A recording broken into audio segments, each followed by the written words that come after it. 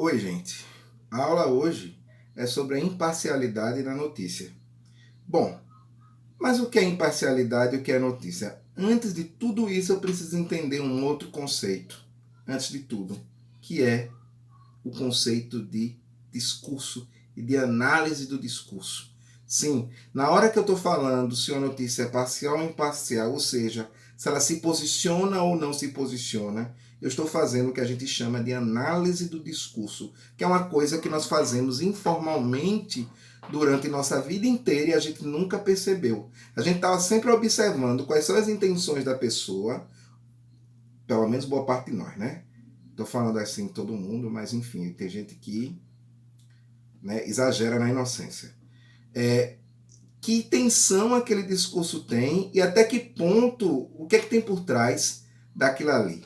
Ninguém nunca fala sozinho.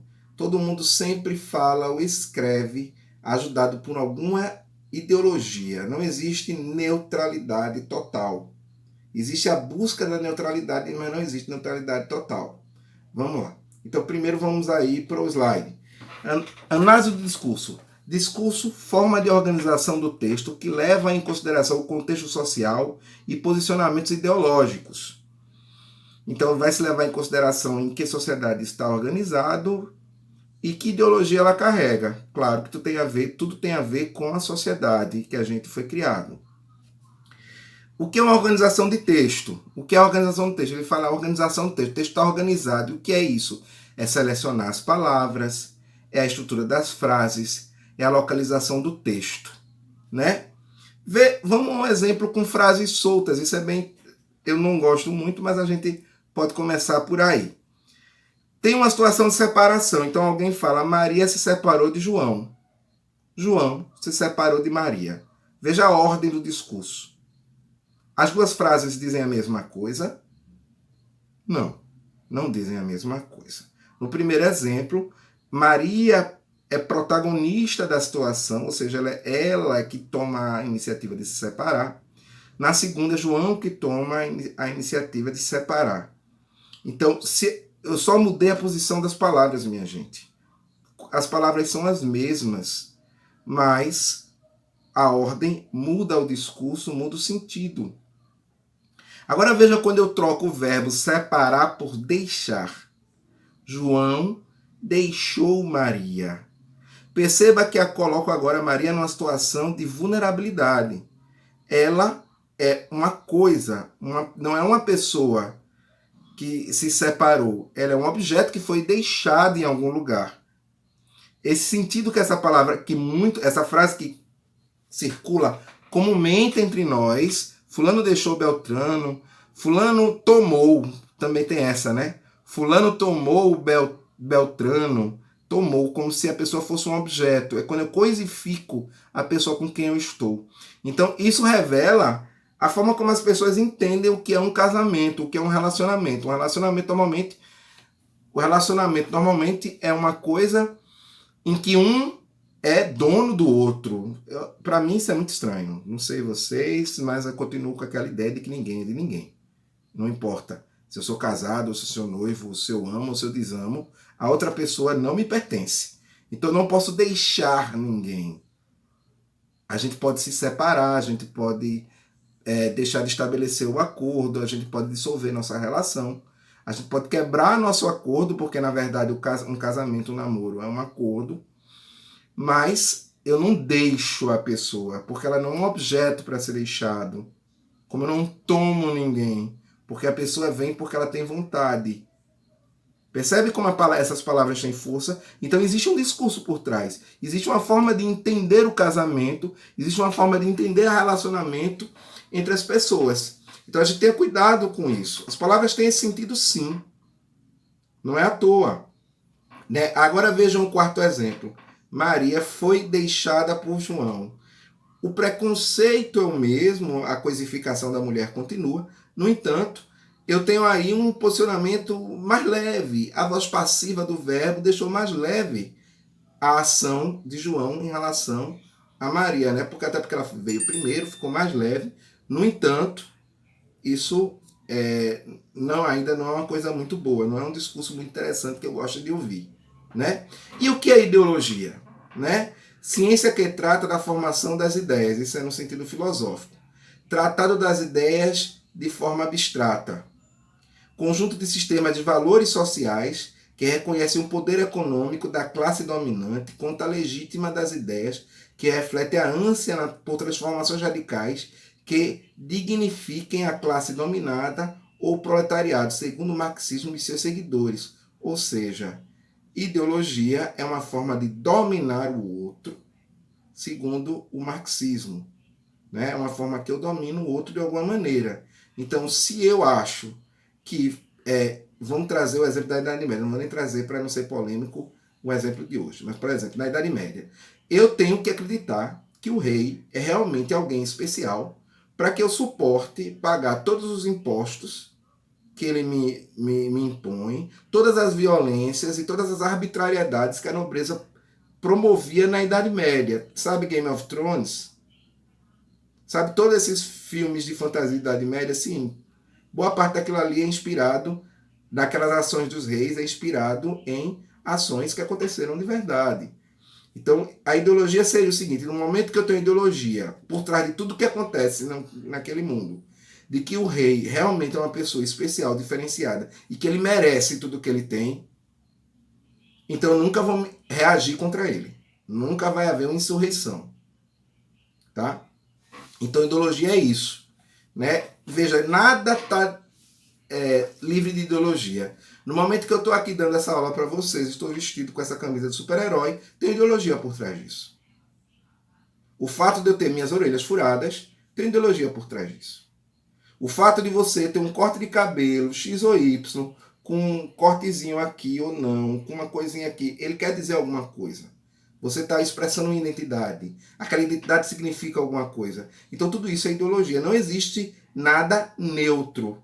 Eu não posso dizer simplesmente, como tem circulado aí. Não, porque eu tenho que amar determinada coisa, ou eu tenho determinada religião, por exemplo. Como a maioria das pessoas são cristãos aqui no Brasil, ser cristão é o normal. Não existe normal, gente. Cada um tem a religião que quiser. Então eu não posso dizer, aí fica nas entrelinhas de tudo que a gente faz, que ser cristão é o ideal. Veja que até a palavra ideal significa que vem da palavra ideologia, né? Ideologia vem de ideal também. Tá? O sentido ser, né, conjunto de concepções abstratas que constituem mera análise ou discussão sem fundamento de ideias distorcidas da realidade. Isso aí é o que tem acontecido muito com as fake news, né? Que é uma ideologia distorcida, né? Normalmente hoje em dia se invertem os valores. Eu digo uma coisa que é discurso de ódio, aí eu chamo de opinião. É uma opinião, não é um discurso de ódio. Né? Então existe uma ideologia por trás disso. Né? Vê aí. Bolsonaro volta a apoiar ato antidemocrático e diz que que não vai mais admitir interferência. O presidente também afirmou que daqui para frente não só exigiremos, faremos cumprir a Constituição.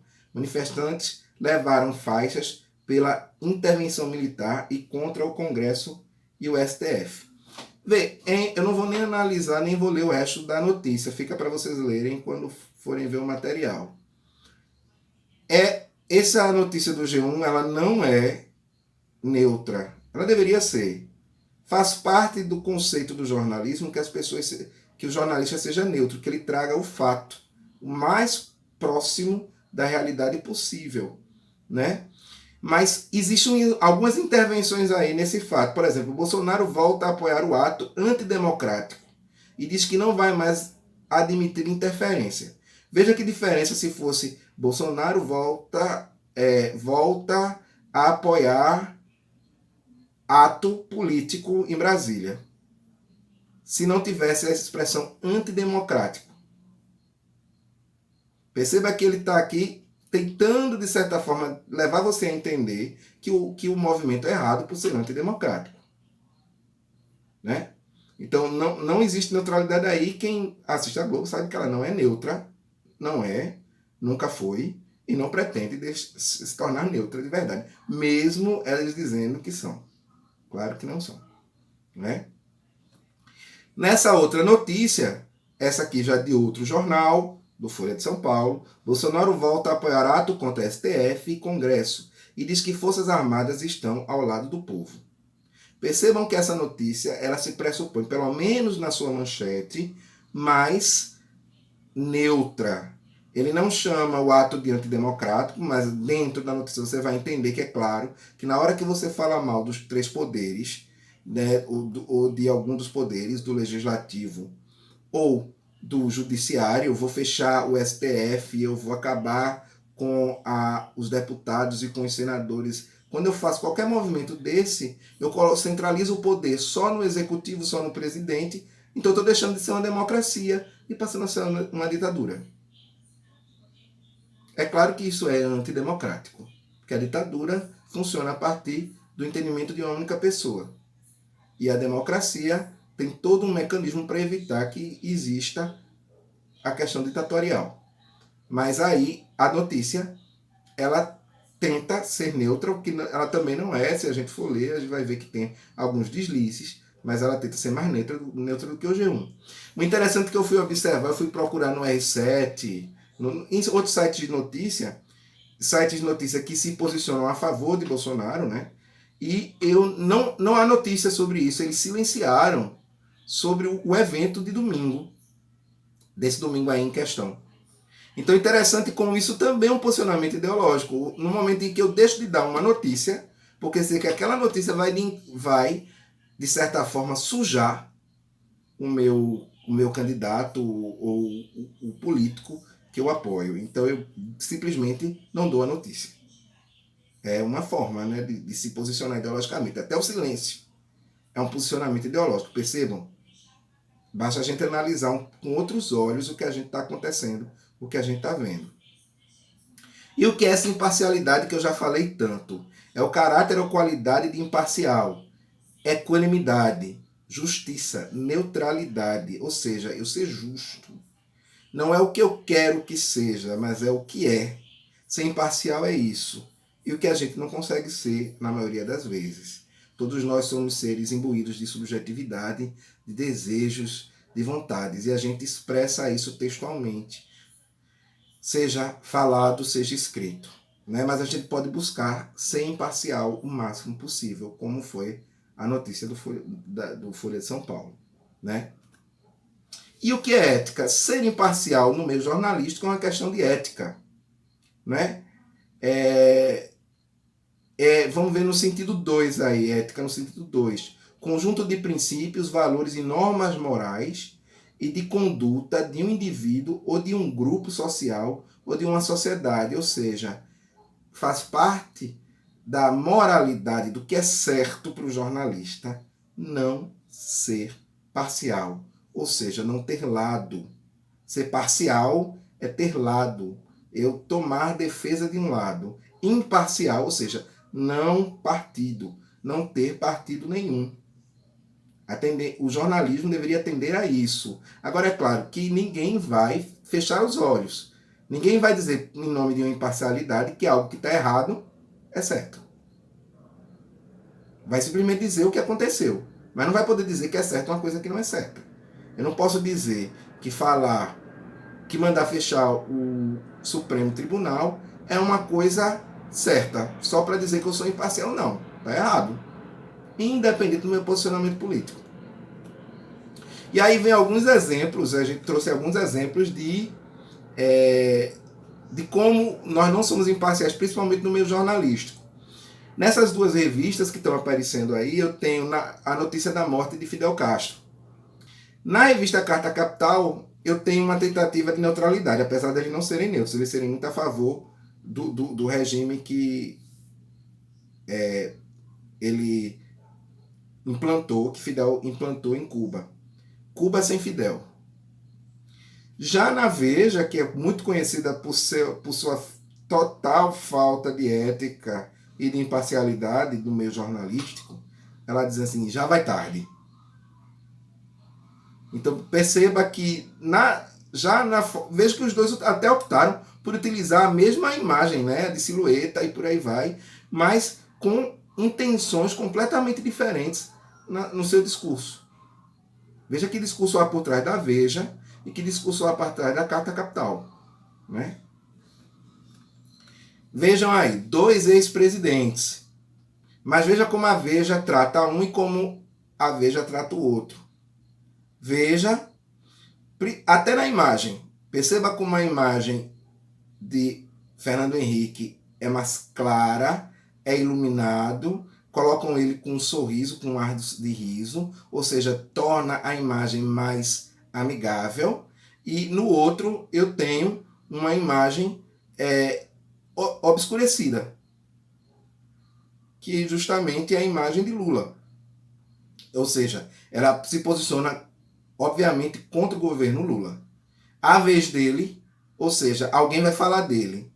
Os diários de FHC, é a fala de FHC. Aliás, eu tenho a fala de FHC, o diário de FHC, ou seja, é na fala de FHC que está o conteúdo, está baseado no conteúdo da Veja. Já sobre Lula, eu tenho a Veja comentando, falando sobre ele, mas não ele se colocando. Né? Então, percebam como é diferente o tratamento. Seria basicamente o mesmo tipo de reportagem sobre os 2 ex-presidentes, mas claro que eles não tiveram o mesmo tratamento, ou seja, não é imparcial. Veja também agora esse exemplo do jornal O Globo. Brasil vai às ruas contra Lula e Dilma a favor de Moro. Aliados de Dilma e Lula fazem manifestações em todos os estados. Percebam que nas duas fotos eu tenho muita gente na rua. Mas veja a seleção do vocabulário. O Brasil vai às ruas, ou seja, é todo mundo.